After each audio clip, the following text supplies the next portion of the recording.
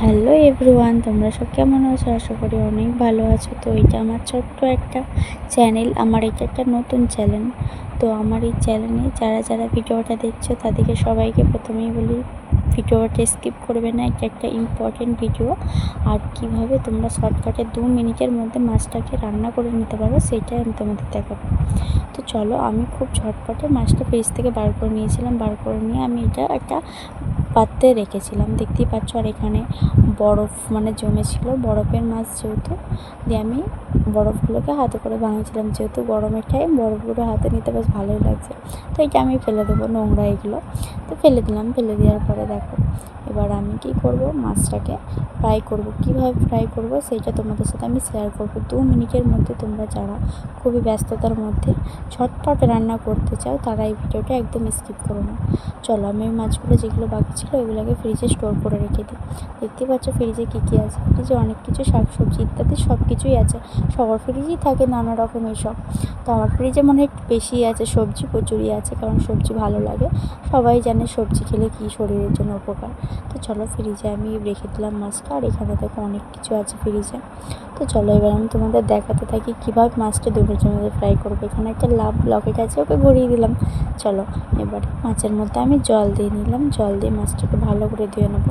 যেহেতু এটা ফ্রিজে রেখেছিলাম, তো এটা আমি কেটে কুটে ধুয়ে পরিষ্কার করে আমি ফ্রিজে অলরেডি স্টোর করে রেখেছিলাম। তো ওই মাছটাকে আমি ফ্রাই করবো। কীভাবে ফ্রাই করবো 2 মিনিটের মধ্যে, সেটা হলো দেখার বিষয়।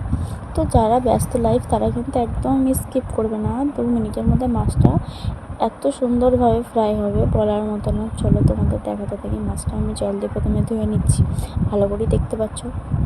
তো সেরকম কোনো ময়লা বেরোবে না, যেহেতু আমি মাছটা আগে থেকে ভালো করে ধুয়ে স্টোর করে রেখেছিলাম। তো দেখো, এখানে কৌটোটা রাখছি, বারবার পড়ে গেছে। আমার রাগ হয়ে গেল, আমি এক শট দিলাম, যা এখান থেকে তুই। তো এখানে এই যে মশলাটা আমি খুললাম, ডাব্বাটা খুলে নিয়ে এবারে দেখো মাছেতে মশলাটা মাখাবো। কী মাখাবো, অল্প সামান্য লবণ, তারপর হলুদ, লঙ্কা গুঁড়ো, আর কিছু সিগারেট জিনিস আছে যেগুলো আমি তোমাদের দেখাবো, সিগারেট মশলা যাকে বলে আর কি। তো চলো গাইস, তোমরা দেখতে থাকো। এখানে আমি কী দিলাম, নুন, হলুদ, লঙ্কা গুঁড়ো, ধনে গুঁড়ো, জিরে গুঁড়ো, যা ছিল সব কিছু অল্প অল্প করে দিয়ে দিলাম। দিয়ে আমি এবার হালকা হাতে মাছটাকে মাখাবো, যাতে মাছটাকে যখন মাখাবো, ফ্রিজের মাছ যেহেতু, আমার হাতে কাঁটা না লেগে যায়।